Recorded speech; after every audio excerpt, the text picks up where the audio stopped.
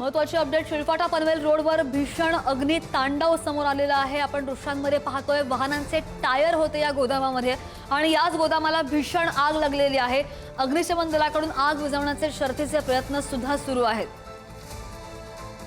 सध्या परिसरामध्ये धुराचे काळे लोट सगळीकडे पसरतात। अग्निशमन दलाचे जवान युद्ध पातळीवर आग विझवण्यासाठी प्रयत्न करतात। या संदर्भात आणखी अपडेट करून आमचे प्रतिनिधी निकेश शार्दूल आपल्या सोबत आहेत।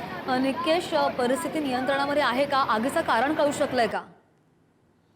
नक्कीच आता घटनास्थळी आपण पोहोचलेलो आहोत आणि आताची जर परिस्थिती पाहिली तर हे टायरचं गोडाऊन जे आहे ते संपूर्णपणे जळून खाक झालेलं आहे। आग जी वरती चढतं ऊन आहे आणि त्या उन्हाचा पारा एकीकडे चढलेला पाहायला मिळतो, तर दुसरीकडे आगीचा भडका जो आहे तो मोठ्या प्रमाणात होताना आपल्याला पाहायला मिळतोय। अग्निशमन दलाचे जवान जे आहेत ते ह्या घटनास्थळी पोहोचलेले आहेत आणि आग विझवण्याचे शर्थीचे प्रयत्न जे आहेत ते केले जातात। ही आग एवढी भीषण येते, जर आपण त्याचे धुराचे लोळ बघितले तर मोठमोठे धुराचे लोळ जे आहेत ते दूर दूर पर्यंत पसरलेले आपल्याला पाहायला मिळणार। त्यामुळे हा जो काही पनवेलहून कल्याणकडे येणारा हा जो मार्ग आहे तो संपूर्णपणे बंद करण्यात आलेला आहे। तर दुसऱ्या रस्त्यावरची वाहतूक जर पाहिली तर ती देखील धीम्या गतीने सुरू आहे। मुंब्राच्या ठिकाणी मोठी देखील वाहतूक कोंडी जी आहे ती झालेली पाहायला मिळते।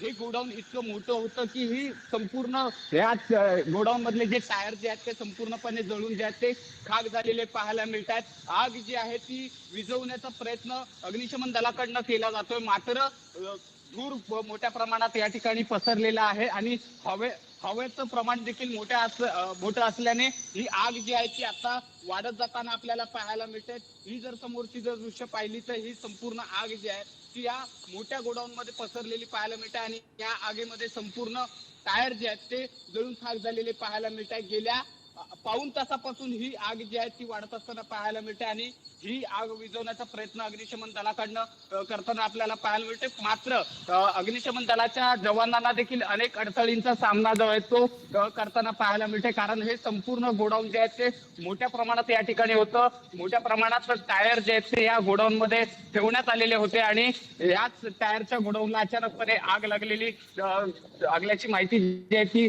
मिळालेली आहे। अद्याप या घटनेमध्ये अद्याप तरी कुठलीही जीवितहानी झाली नसली तरी मोठ्या प्रमाणात नुकसान जे आहे ते या ठिकाणी झालेलं पाहायला मिळत आहे। ही जर समोरची जर दृश्य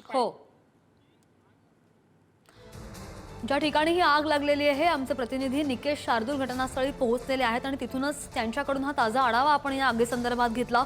ही दृश्य आपण पाहू शकतो आणि त्यानुसार आगीची भीषणता आपल्याला अंदाज येतो। सध्या कोणतीही जीवितहानी झाल्याची माहिती नाही, मात्र अग्निशमन दलाकडून आग विझवण्याचे शर्थीचे प्रयत्न सुरू आहेत।